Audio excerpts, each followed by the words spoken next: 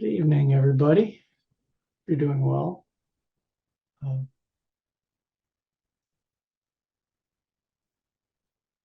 was noticing this week that it's kind of enlightening to be mindful while you're driving of your state of mind, just to check in on that. You know, when you're driving, you can't do like some sort of attention to the breath too much. You may get sleepy and so forth, but really helpful kind of mindfulness is just to notice your state of mind. And it's just fascinating how that can change. I notice impatience arising, irritation arising in just, simple ways. And, waking up to it, there's a choice. There's a, kind of a choice point there with simpler forms of it. Just let it go. There's no choice if there's no awareness of it. Just stuck in a habit. So I'd like to talk a little more about the notion of wholesome and unwholesome tonight as we're looking at our experience. And I want to give a more nuanced kind of version of it, because I think, you'll see what I mean when I kind of go through it. Really, the first thing that I want to say tonight is that sometimes when you start being mindful of your states, it can be discouraging because you start to see just how much unwholesome state of mind there is in you. If you don't look, you may not notice it. And so in noticing it, you may see, gosh, there's just a whole lot of grumpiness or complaining or whatever, self-criticism. And yet in looking, you're already practicing a wholesome state, which you might not even give yourself credit for, which is noticing. Yeah. It's a state that's, in the Buddhist psychology, it's called non-delusion. So maybe you're moving toward non-delusion about the actual states of mind that you reside in, the actual places that you habitually occupy, with the state of your heart. So oftentimes our concepts just sort of gloss over it. Oh, I'm happy. Oh, I'm such and such in some global way. Or I'm fine. That word fine is probably one of the most vague and sometimes unhelpful if you really want to know the details of what you're experiencing. So, I once asked on a retreat, I noted that particularly on a retreat where you're silent and there's some stressors because of that. You don't have the usual sort of distractions. You don't have the usual sort of interactions with people that reassure you that you're okay, you're good, you're liked. And so some of that kind of yuckiness of the mind comes out. And I said to a teacher once who was talking about, wholesome and unwholesome states of mind. And I asked the question, well, it seems like I have more unwholesome states of mind on the retreat. So how could that possibly be helpful? You can kind of tell what state of mind that question was coming from. So, and the answer I really took to heart, which is that, you're not being deluded about yourself. You're unable to distract yourself. You're unable to kind of reassure yourself through the normal kind of social behavioral clues. And so you're really seeing what your mind is left on its own. And it's hard to see. It was hard to see that that's actually where my mind would go if left on its own steam.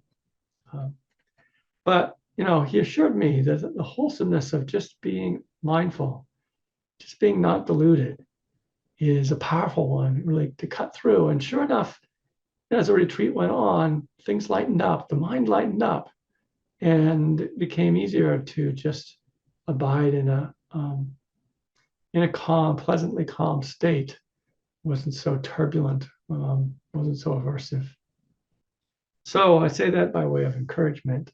Just the fact that you're noticing is a huge shift in consciousness, and never underestimate just seeing things as they are, the power of that.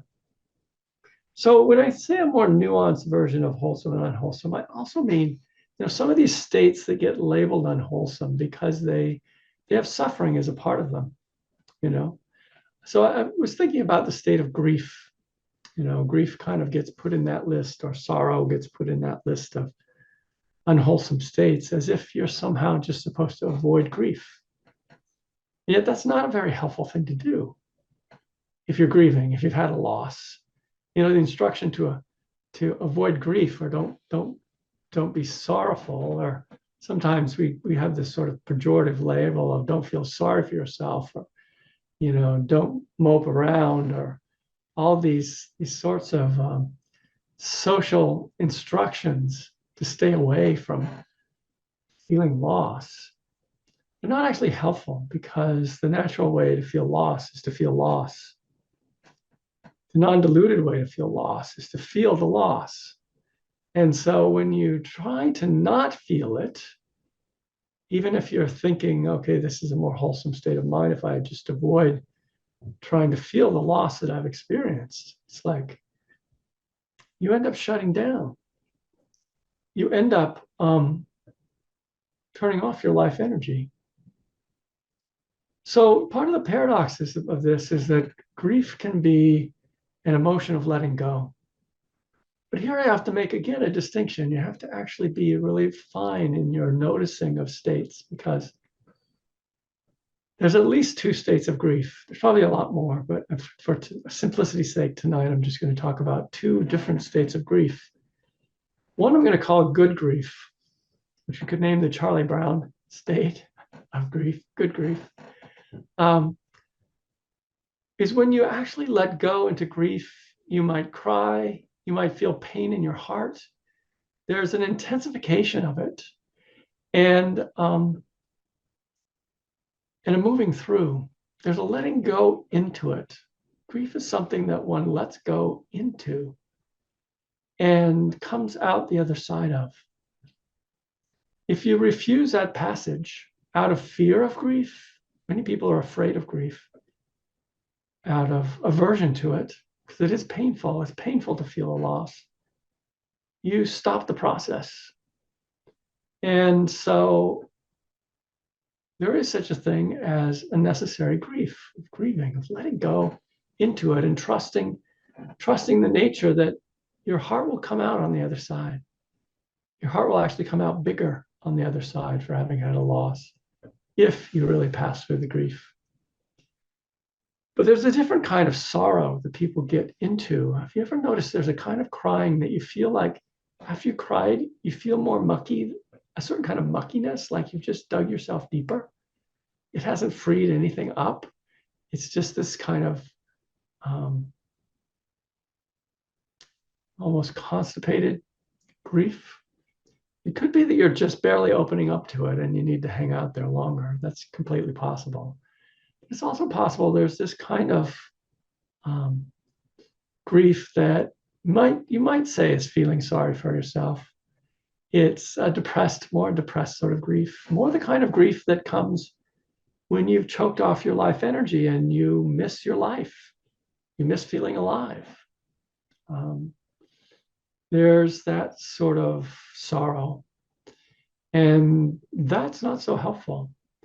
That's actually a refusal of some sort, something, of the kind of stream of, sometimes think of the mind as a stream of causation, a stream of intelligent causation. And that stream of intelligent causation gets hung up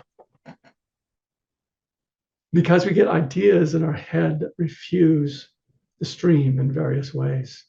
And so sometimes we need to free that stream up, return to the natural kind of movement of the mind, the natural wisdom of the mind. And so kind of just imposing a kind of a top-down, avoid unwholesome states, cultivate wholesome states. It's not quite that simple. I actually think that the right sort of grieving leads to an open heart, a really very important state. And the other kind of grief gets mucked up by the ego, really, and it's the negative ego. It's the ego that sees oneself as deficient, sees life as deficient, sees things wrong everywhere.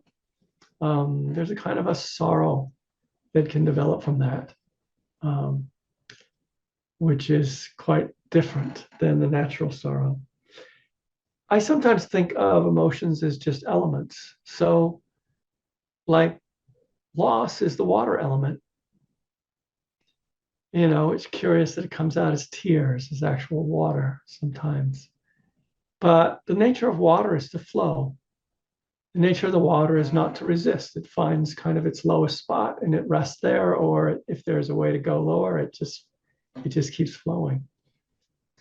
And so, loss is like that. It can flow. Another mind state that gets categorized as unwholesome is anger. And yet I found through experience that it's important to distinguish a bit here. There are many different types of anger, from frustration, resentment. Boredom is actually a really subtle form of anger. The world is not entertaining you. Of all aversion is could be put into that category. And yet anger is in itself the fire energy. You don't want to lose the fire energy. The fire energy, without the fire energy, a lot of the energy goes out of life. And so part of my thinking was shaped by years ago, when my children were young. I had an experience of anger that felt quite pure and not involved with my ego very much. It involved my brother, who was teasing my son, who was, I don't remember exactly how old. He might have been 2 or 3. And he had, like many children that age, he had a blanket, his Bumby, as he called it. And it was his security blanket. And my brother, God bless him, was stealing it and teasing him that way and hiding it. And now Sam was showing distress. And I watched this and I just felt this flare go off inside. And I just suddenly, and we were actually in the middle of a family party, so there were quite a few people around. I suddenly just said, something like, "Don't do that. Don't you ever do that to my son. Can't you see he's in distress?" And, I think everybody was kind of shocked, and my brother was embarrassed. And I was a little shocked too, because it hardly passed through,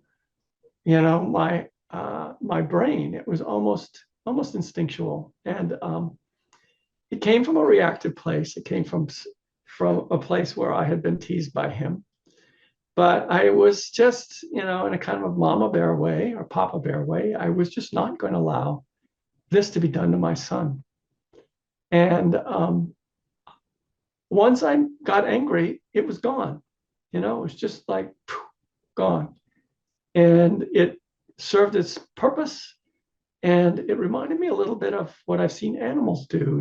Like if you pull their tail, they'll growl at you, maybe turn around and bite at you.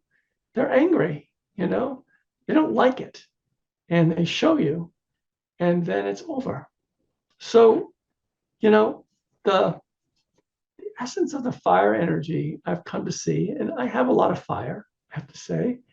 And the essence of the fire energy is to say, I matter or this matters. It's an energy that allows what matters to the heart to come forth. And so don't necessarily condemn it right away. But what happens with all these emotions is the ego gets involved and gets much more complicated and sticky and really unhelpful and truly unwholesome. So most of the forms of anger that are lasting, that we kind of hang on to, like resentments, for example, or self-judgment, which is a kind of anger towards yourself. Your sense of identity is in there somehow. There's an injury to self. selfing always complicates things. And so you find people that, are deeply admired in anger toward themselves and or anger toward someone else. It's chronic. It's debilitating in a way. The label unwholesome is probably appropriate there. But again, you need a nuanced view, and I'm sort of teaching you, and yet what I really want you to do is notice. I want you to notice your states of mind and how they actually function. And when they function well, even one that you don't think, falls in the wholesome category, like just like anger or like tears, whatever that is, pay attention to it and see where it goes. You can only benefit by, giving attention to things and understanding them more deeply. And sometimes, like just applying the template of words, it's not so helpful. We're always labeling things, and sometimes our labels blind us to what's actually there. When you are allied with fire energy, you have the energy to accomplish your purpose. You have the energy to let what matters to your heart matter and to live from that. And people who do that are very inspiring. They're actually quite nice to be around. And it's interesting because they might at times be a little intolerant of people's lack of fire, lack of energy to accomplish the task. But sometimes it's infectious. Their energy is infectious and draws you into the enthusiasm they have for something. I say all this because I think Buddhism has this reputation of being an impassive kind of teaching where, you're supposed to just be chill all the time. And it does, kind of appear that way. Monks are often instructed to kind of gaze down and, present this very tranquil exterior. But I take heart by the fact that, it's said in Ajahn Chah's monastery, he liked to see the monks walking around crying. He'd kind of bless them if he saw a monk kind of crying. It knew that they were somehow touching the pain of their life. The pain of their life was coming back, and it was touching them, touching their heart, and they were feeling it. They were becoming conscious of it. They're coming out of a certain kind of deadness. And I think that Ajahn Chah knew that that would strengthen their meditation. The meditation would have a new energy because they actually let themselves touch the pain that is in them and feel it. So that the practice, oddly enough, is actually about feeling, about acknowledging the feeling that's in us. It's not about just reacting. It doesn't encourage us to just fly off the handle, as I did. But nonetheless, there was some sort of instinctual wisdom there, and it turned out actually better than if my mind had gotten involved. I'll mention one more just kind of example from my life of a time when anger was really helpful to me. I was doing a retreat with a teacher named Adyashanti. Some of you may have heard me talk about him. He actually retired from teaching recently due to health reasons, and I was very sad, even though I hadn't really sat with him for probably 10 years. But he was very, very clear, very powerful teacher. But one of the things he did that got under my skin is he had this laugh. He would say something and do this kind of laugh. And it started to irritate me. And, I tried to not be irritated by it, but I was. And so I got curious about it, curious about the irritation. And I went into it, and I could feel this place where I felt like I was being laughed at. I felt like there was just this kind of superiority in the laugh. And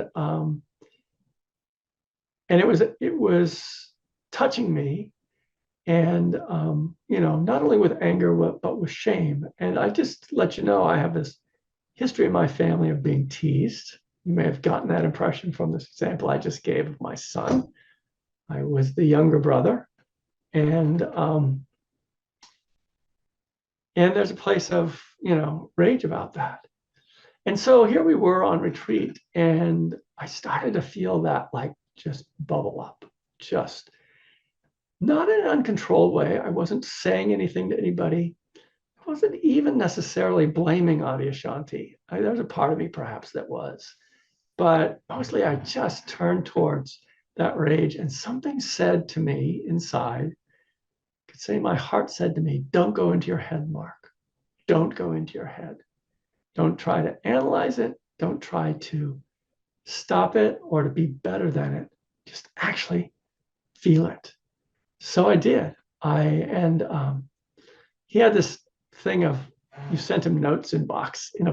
There's a box out in the hall outside of the Dharma hall, and you could send him a question. He'd pick through them and answer some questions. And so I wrote down, what I was experiencing, and said, help, you son of a bitch.